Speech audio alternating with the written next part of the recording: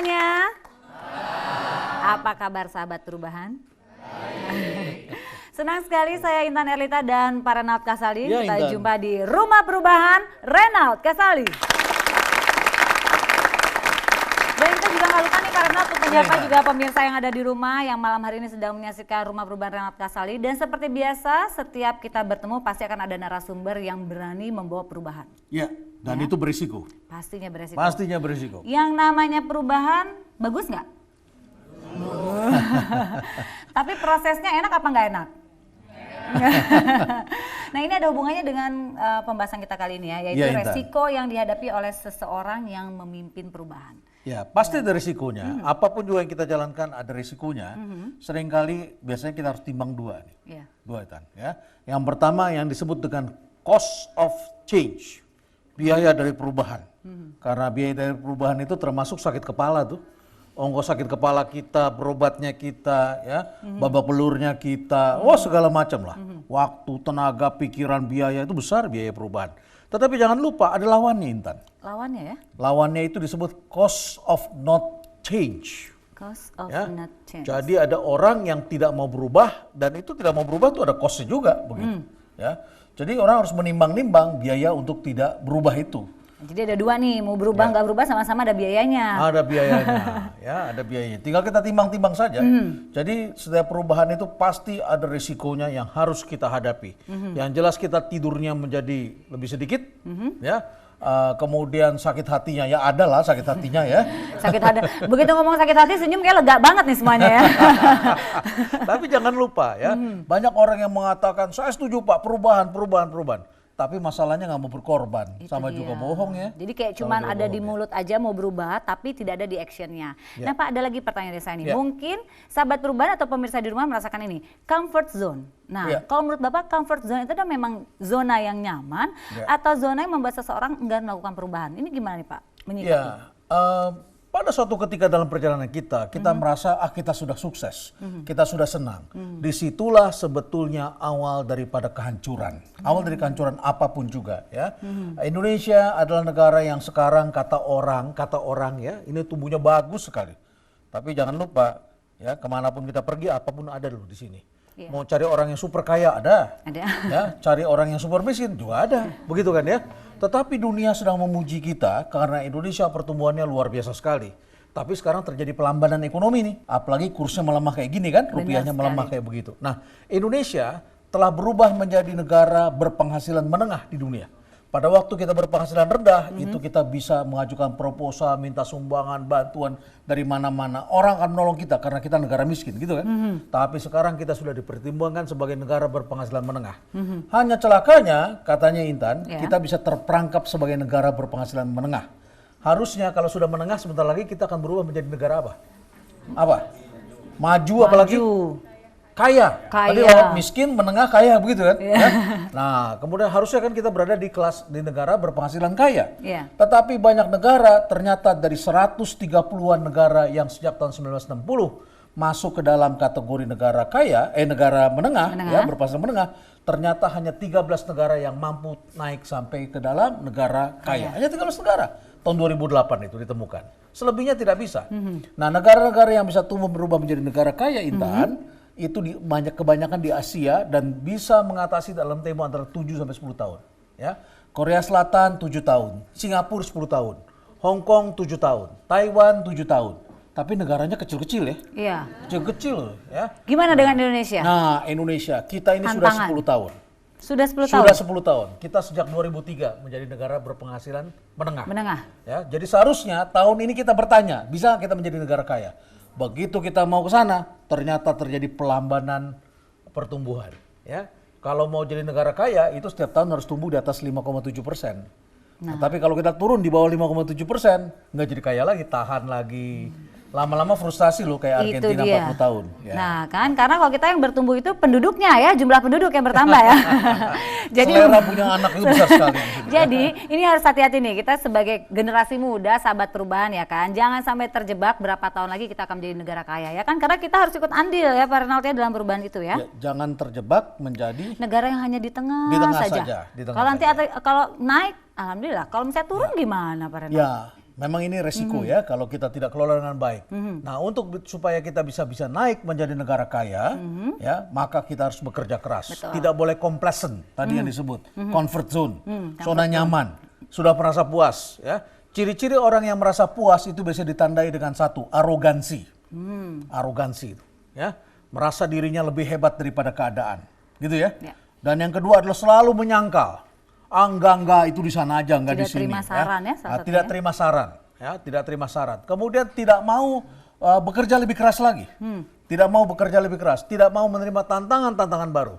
Merasa dirinya sudah bagus, ya udahlah kita begini-begini saja. Itu adalah ciri-ciri dari mereka yang masuk dalam perangkap comfort. Dan itu Rasanya. adalah awal kehancuran tadi Pak Renald katakan. Bapak sekarang membawa buku apa kali ini akan diberikan kepada sahabat perubahan? Nah, ini adalah buku, judulnya adalah Resilience, yang pernah ditulis, yang penulisnya ini pernah menulis buku yang sangat terkenal. Judulnya adalah The Long Tail. Jadi kalau kita pakai kurva Bell tuh kan begitu ya, rata-rata kan begitu ya. Yang nilainya dapat B paling banyak kan kalau di sekolah kan. Ini kelihatan wajah B semuanya. B. Ya, wajah B kelihatan. Yang dapat nilai C sedikit, kan paling cuma 5%. Tapi yang dapat nilai A juga sedikit, paling 5% gitu kan. Betul. Ya, sedikit-sedikit. Tetapi ini ekornya panjang.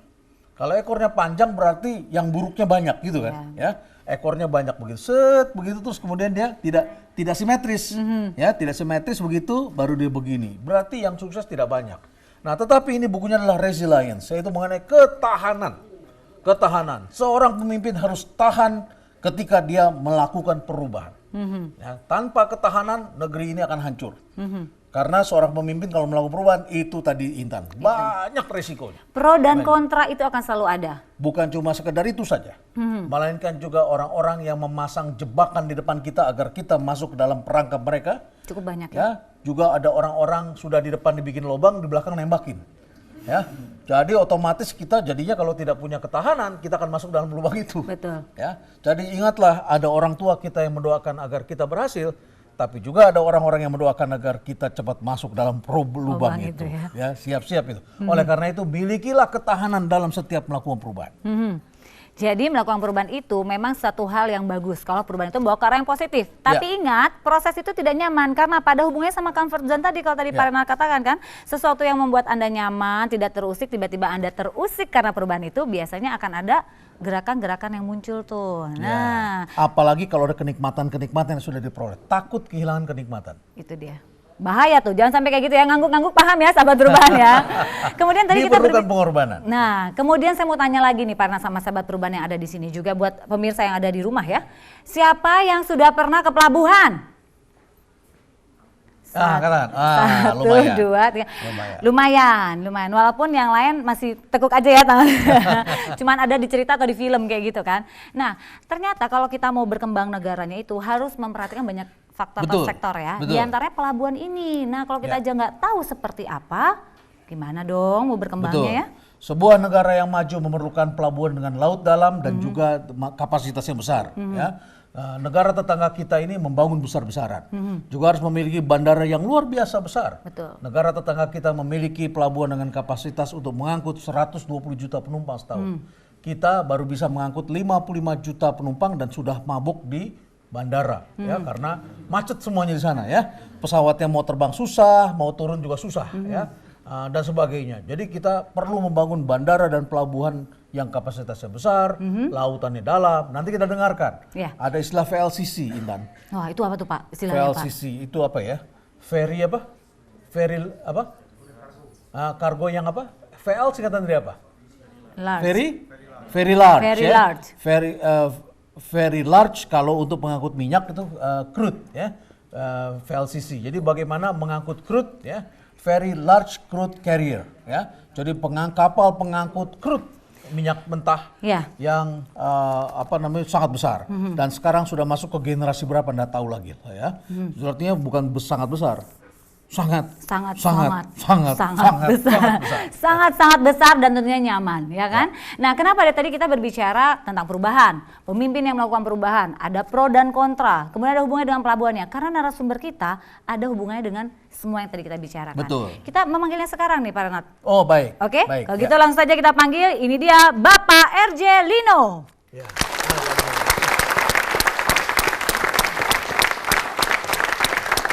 Lino, selamat malam. Terima kasih sudah hadir di sini. Terima kasih Pak Lino. Dan yang pasti nanti Pak Renal akan banyak bertanya kepada Pak Lino. Kemudian juga bisa sahabat perubahan mengambil hikmah-hikmah atau kesimpulannya yang bisa membuat kita mendukung yang namanya perubahan. Jangan kontra dulu, kita dengarkan dulu perubahan itu untuk apa. Nah pemirsa, Anda juga jangan kemana-mana karena selain satu ini kita juga masih akan menyaksikan VT dari Pak Lino sendiri. Tapi nanti ya tetap di Rumah Perubahan Renal Kasali.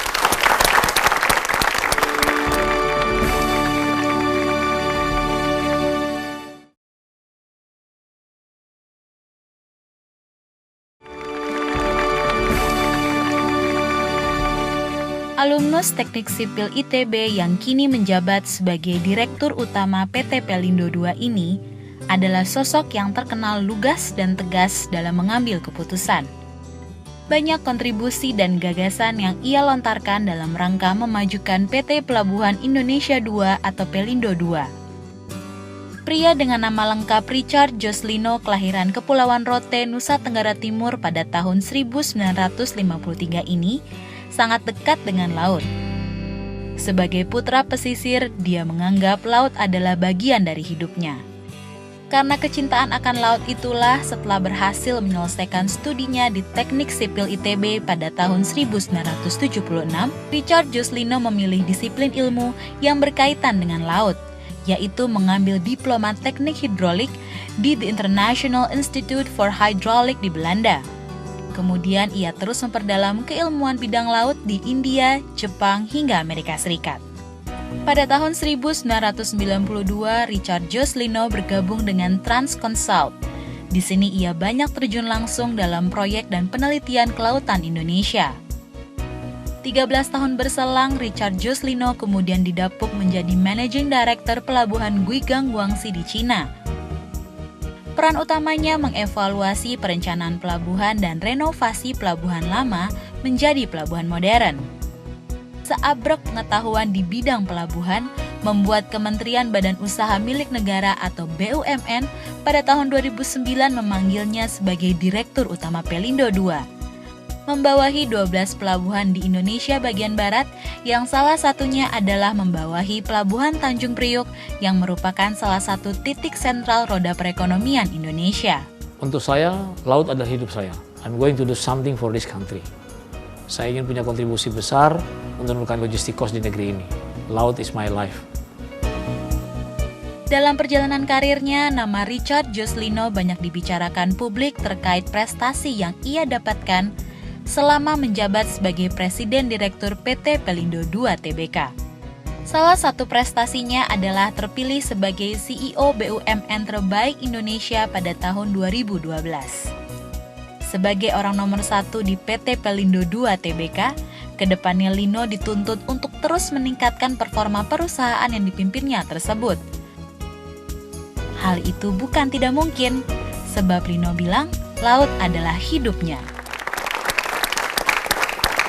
Ya, kita kembali lagi di Rumah Perubahan Renal Kasali. Tadi sahabat perubahan dan juga pemirsa di rumah, kita sudah sama-sama menyaksikan VT dari Pak RJ Lino. Selanjutnya kita akan menyaksikan bincang-bincang Pak Renal Kasali dengan Pak RJ Lino. Silakan Bapak untuk Silakan duduk. Pak Lino.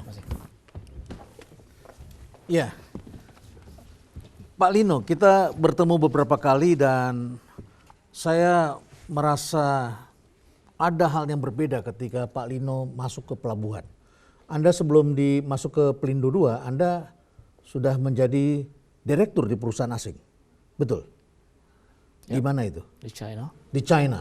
Berapa tahun Anda menjadi pimpinan di China? 3,5 tahun. 3,5 tahun. Anda sudah kaya ya di sana? Kalau dia memandang seperti ini, tandanya super kaya ini. Karena begini, Ya. saya di pelabuhan itu kan sampai tahun 90. Anda sebelumnya sempat di pelabuhan Di sampai pelabuhan, tahun 90. 90. Lulus ITB, kemudian Anda kerja sebagai PNS. PNS, sekolah di Belanda, postgraduate di Ya. Belanda. Kemudian saya kerja di pelabuhan. Ya, Sampai tahun 90 itu saya berhenti. berhenti. Kemudian Anda, Berhenti karena ribut lah sama orang pemerintah biasa. ya, Ya, saya berhenti, saya bikin furniture 15 tahun. Anda bikin furniture 15 Karena tahun. Waktu itu saya Anda mirip Jokowi nih. Nah, karena begini, waktu itu ya, I want to do something good for the country. Ya. Ya. Kemudian ada satu poin di mana loh, kok malah nggak di-appreciate ya. Makanya saya menyatakan diri berhenti. Anda menyatakan diri berhenti. Ya, kemudian so I do furniture for 12 years. Oke. Nggak ngerjain kaitan dengan pelabuhan sama sekali, furniture. Nggak ada hubungannya. Furniture. Karena nggak mau kerja sama yang nggak ada kaitan dengan pemerintah.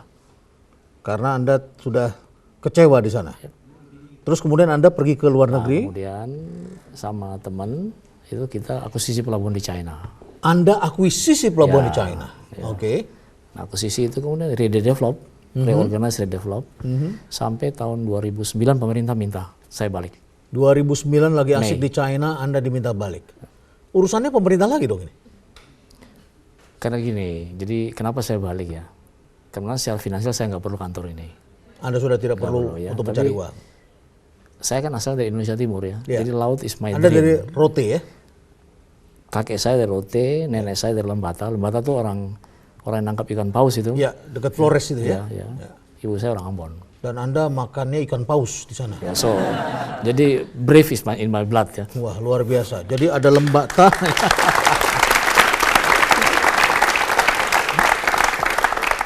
Rote, Lembata, Ambon, kemudian Anda bekerja di Jakarta, Anda sempat ke China, Anda diminta lagi pemerintah, terus Anda mengatakan, kenapa Anda mau kembali lagi?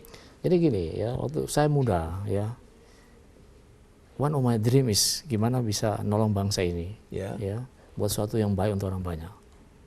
Kemudian saya dari muda tuh ingin, negara maritim segede besar gini kok punya pelabuhan seperti begitu, Terbengkalai semua. terbengkalai semua ya. Kemudian saya sebenarnya waktu saya berhenti itu pelabuhan Priok itu one of the best di Asia, Pak. Waktu itu Pada waktu tahun 90. 90. Ya, Priok hanya kalah dari Singapura, Hong Kong, sama pelabuhan di Jepang. The rest of Asia we are better. Ya. Nah, saya kan ngikutin secara nggak langsung. Ya. Kemudian waktu saya kembali, 2009 ya. itu udah nggak jelas lagi nomornya di mana. Karena yang lain sudah memperbaiki Ya, menjadi jadi lebih besar, sementara di sini apa yang dibiarkan. saya bangun tahun 80-an itu nggak practically nggak ada penambahan, hampir 20 tahun. Kemudian dalam state yang sangat bad conditionnya, no maintenance ya, human resources nggak ada training dan sebagainya. Ya, jadi waktu diundang balik itu saya bilang, this time I do my national duty. Your national duty. Jadi whatever the problem, you will I be will there. face it and I don't care if people which I don't agree, I will fight with them. Jadi begini, waktu dipanggil Pak Sofyan Jalil itu, Ya. saya waktu balik saya mau balik ke pelabuhan dengan 3 kondisi. 3 kondisi, syaratnya 3 nih. 3. Pertama itu keuangan, Ya. itu hanya dinilai 20% dari bobot. Dulunya profit itu jadi penilaian utama. Kinerja Anda tidak mau diukur hanya dari kinerja keuangan. Keuangan, ya keuangan hanya 20%, Keuangan 20%, 80% pelayanan. oh 80% pelayanan. Ini monopoli. Ya kok keuangan dinilai paling besar. Padahal tanpa Akibatnya apa-apa keuangan udah pasti ya, bagus. makanya waktu monopoli. Pak Sofyan Jalil tanya saya, Pak Lino gimana pendapat Anda mengenai pelabuhan di Indonesia? Saya bilang, kesalahan terbesar ada di kantor Bapak. Jadi coba, orang mau diangkat jadi dirut malah nyalain menterinya. Karena penilaian yang di kriteria keberhasilan direksi itu keliru. Adalah Kalau profit, rasio-rasio keuangan. ya bukan rasio, kalau nilainya profit, sehingga nggak ada seseorang direktur pun mau buat sesuatu yang jangka panjang. Karena investasi kan ada cost of money-nya. Kirim orang training ada cost of money-nya. Ngapain? Ya. Sementara itu, Mendingan kita hemat uangnya Hemat, semua, iya. untungnya besar. ya jadi nggak ada pun seorang pun mau buat sesuatu untuk jangka panjang. Oke. Jadi pertama Anda kasih syarat Mengenai keuangan. 80-20, Ya, ya. 80 pelayanan. Kemudian yang 80% kedua, pelayanan. saya minta pelabuhan Bojonegara Ya, yang waktu itu lagi dibangun. ya. 2 presiden udah kasih prasasti. Saya minta dibatalkan karena Anda itu minta keliru. dibatalkan. Ya, karena saya anggap itu keliru. Ya, sesuatu yang berat bangsa ini dan nggak ada gunanya Ya. bagi masyarakat. Menurut Anda yang harus diperbesar adalah Tanjung Priok. Jadi begini, waktu itu Bojonegoro itu kan 120 km sebelah barat Jakarta. Ya. Customer kita 70% dari sebelah timur Jakarta. Ya. Jadi artinya customer kita harus membayar cost lebih untuk bawa ke Berangkatnya lebih sana. jauh. Kalau bikin pelabuhan yang baru harus lebih murah, bukan lebih mahal. Terus yang kedua, Itu yang kedua. Jakarta Yang ketiga sekarang? yang kedua Jakarta mesti lewat orang-orang itu kan lewat Jakarta. Oke. Kan mesti dibikin jalan tol elevated hanya untuk orang Betul. lewat Jakarta. Untuk masuk ke Bojonegara ini. Untuk masuk Jakarta. Terus yang ketiga, waterfront di situ hanya 3 km. Nah, 3 km ukuran Priok itu 15 tahun penuh. Saya bilang, saya insinyur pelabuhan yang belajar di Delft ya. Kalau bikin pelabuhan tuh harus umurnya 100 tahun, bukan 15 tahun. Jadi kalau 3 kilometer itu tidak banyak yang bisa Ya 15 ditampung. tahun. Masa bikin pelabuhan 15 tahun penuh? Oke, itu alasan yang kedua Anda minta ditutup. Kemudian yang ketiga saya minta ya, semua direktur di bawah saya harus saya yang pilih, bukan menteri. Kalau enggak saya nggak mau. Anda diktator sekali ya? No. Saya di offer kalau saya bisa kasih my term. Ini dealnya Iya, ya? ini dealnya. Ini dealnya. Jadi kalau mau saya, ini syaratnya Ini 3 ini. termnya. Ya, kenapa Anda minta supaya direktur Anda yang tentukan? Karena nggak mungkin saya kerja sama orang yang nggak saya percaya. BUMN itu selama ini kan direktur itu kan drop dari mana-mana. Ya. Jadi teamwork hari pertama pun dibentuk sulit. Mungkin 5-6 bulan, 7 bulan, setahun kalau untung teamwork itu terbentuk. Ya. Dan masing-masing setia langsung kepada kementerinya, Sama-sama. bukan kepada satu tim di bukan sini. teamwork, itu menyulitkan sekali. Padahal saat itu yang saya hadapin kan saya sudah kebayang ini we are in the war. Ya. Siapa musuh Anda? The whole society. Ya, saya paling takut dulu dengan preman pelabuhan. Saya paling takut. Tapi kalau Pak Rinaldi sekarang lihat pelabuhan is different, Pak. Oh, sekarang different. Saya sudah lihat. Ya, different. Saya sudah lihat tertata rapi dan lain sebagainya. Oke. Jadi kembali lagi. Jadi tahun 2009 Anda sedang asik-asiknya di sana, tiba-tiba Anda ditawarkan ke sini disuruh memimpin pelabuhan yang kondisinya sedang demikian, tapi Anda katakan saya siap karena ini adalah my civic duty, my national duty, dan Anda kasih syarat seperti 3 itu dan akhirnya dipenuhi. Ya. Dipenuhi. Oke. Kita lanjutkan nanti setelah ini. Ya. Intan. Oh, tadi Pak Lino bilang kan, lihat pelabuhan sekarang, ini benar-benar berbeda. Jadi pemirsa juga mungkin kita bisa melihat pelabuhan sekarang berbeda dengan pelabuhan-pelabuhan yang mungkin ada di konsentrasi kita. Mungkin dulu Pak Renald katakan, saya takut sama preman pelabuhan, tapi sekarang berbeda. Oke, itulah yang membuat Pak Lino kembali ke Indonesia, ingin membuat sebuah perubahan di negerinya. Perubahan apa yang sudah dilakukan? Anda jangan kemana-mana karena kami akan kembali lagi setelah yang satu ini, tetap di Rumah Perubahan Renald Kasali.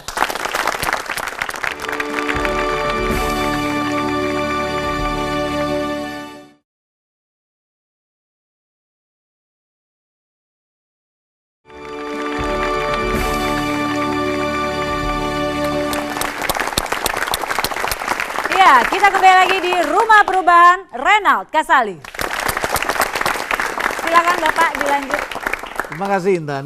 Tadi kita bicara